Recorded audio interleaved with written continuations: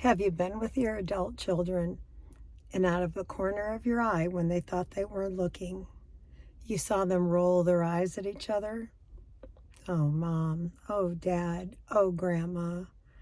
The looks of frustration they give one another, or just the general pulling back when you're exchanging with them. If you have adult children, you are going to get on their nerves. My name is Dawn, the Recovery Lady. I am a licensed behavioral health clinician, continuing on in my series in empty nest life. And I want to tell you it is normal and natural that you will get on your adult children's nerves. In fact, they're going to get on yours as well. And here's one thing I feel strongly about. A lot of us, and I have fallen into this trap before as an empty nester, will revert back to, there's two kinds of things. There's the things we do that intentionally get on our adult children's nerves, and then there's things that get on their nerves that they just need to learn to tolerate and they're out of line. So let's break that down. When I say we intentionally get on their nerves, I know early on in my own empty nesting journey, I would say things or do things that were expired. I'd participate in an expired parental role that didn't fit anymore, or maybe offer them something to eat. And I'd say, you always liked this though. And they'd say, when? In ninth grade? Way back then, like, mom, catch up. And it gets on their nerves. It makes it look like you have not moved forward, and maybe you haven't. And we do that as a way to try to connect with our adult children, to try to find that commonality, to desperately feel that need and that we're still relevant in their lives. And I've done it myself. And that's, you grow out of that. If you're trying to grow in your empty nest journey, you will grow out of that behavior. And that's kind of a rightfully so that you're getting on their nerves if you've engaged in that. And I've done it myself. But here's the thing. There's also times that normal life events and choices and the way you talk and the things you do are going to get on your adult children's nerves. So what does that look like? We have type 1, where we're going back into old behaviors or bringing up things that aren't relevant anymore as a way to try to connect and getting on our kids' nerves. But then there's the things that are, like I said, number 2, that are getting on their nerves that are part of our development. Just wanted to let you know and just touch on that one more time. It's 2 different categories. In this other category, one thing, for example, is technology. If you are my age, if you were born, if you're over 50, maybe not even as much, you weren't raised with technology. I mean, I can remember getting the first computers in school, I think in high school, and they were big, like they took up a wall, and then they would get a smaller one, and it wasn't a part of our life. We weren't fluent in it. It wasn't, technology is now AI, everything, how the world runs. But if you're over 50, you've had to adapt to that and learn as you go, as you would learn a second language, and it's never going to be native to you. It's a constant process. Therefore, the things our kids grew up with, just going to stores now, or I was just traveling recently on a plane, and all the kids have, they're holding their iPads, their tablets with bumpers. They're 18 months old, and babies have tablets with bumpers, and it's grained into them. So the intuitiveness when something changes in technology and development, for someone who grew up with that, and I mean since infancy, is natural. Part of my struggle with technology is it's not intuitive. I don't know to click on this twice or swipe that way or drop down from an angle. I would never even think to do that because I'm memorizing how the technology works and the new ways as I go so it can be functional. So if you've had times where you've told your kids, can you help me with my phone? Can you fix my computer? And you're like, oh, and I think I've mentioned before, one of my kids always tells me, YouTube it, Mom. And it's frustrating to them. And they think that you're old or you're old-fashioned and you're behind the times. And hey, This is one of the times you're going to get on the nerves, and it's not on their nerves. It's not your fault. If you are actively, now, if you're not trying to grow, if you're just like, I want them to come fix it for me and I don't have to do anything, and you're not trying to help yourself, that's on you. But if you are trying to grow, for example, with technology, and it gets on your kids' nerves, that's on them. You're trying. And I just wanted to make it clear in this Empty Nest Life series that it's not your fault. Yes, you have things you need to do to develop, grow, and individualize.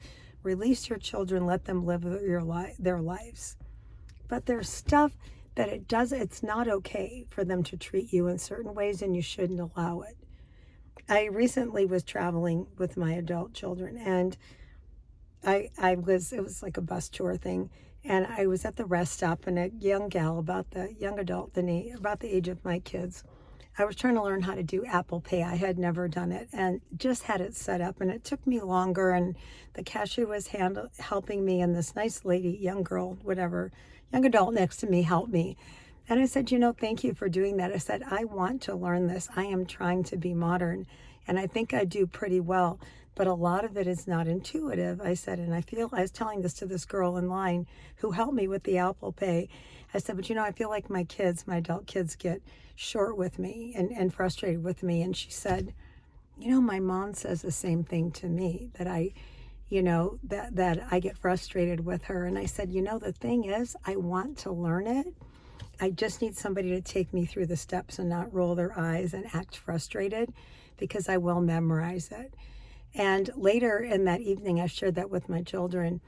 We were having dinner together. We weren't all staying in the same place. And I told one of them in particular, I said, wow, I think back on the bus, that was so helpful, that exchange, because she took her time, showed me how to do it. Now I know click, code, whatever, and I can do it.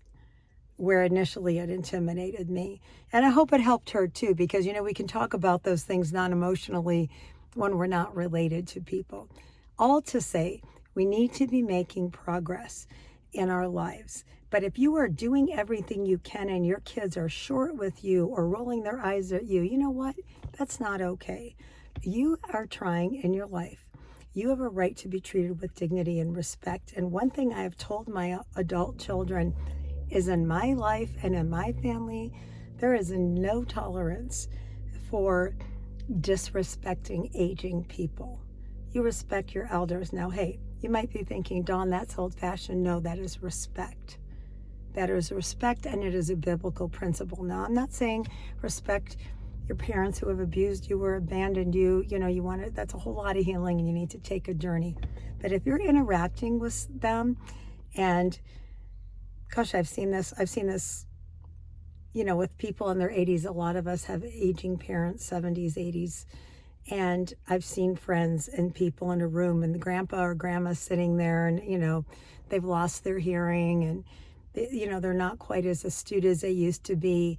And the people my age getting, frustrated, rolling their eyes, and, kind of talking down to them like they're children.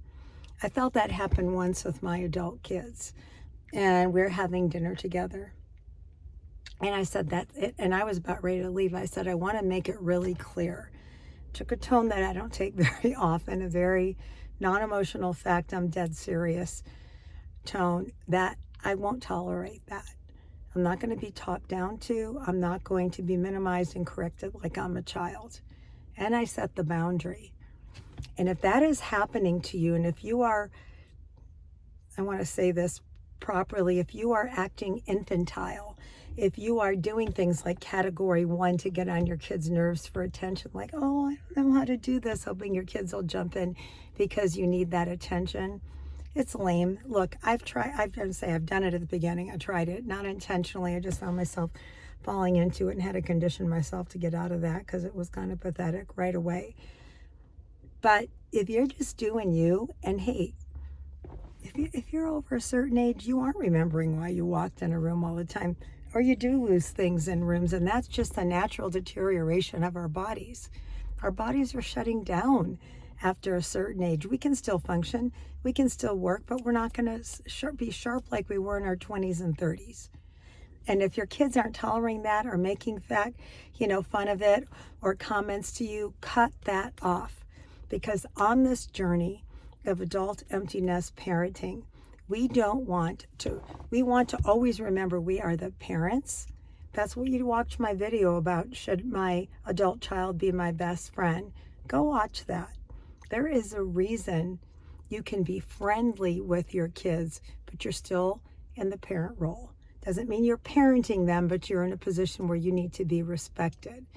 If you feel like, gosh, if I act helpless, my kids will help me, and that causes me to be able to have more engagement with them, that's not healthy. That is a codependent way of you minimizing yourself and making yourself small, and you don't deserve it, and it's not who you are.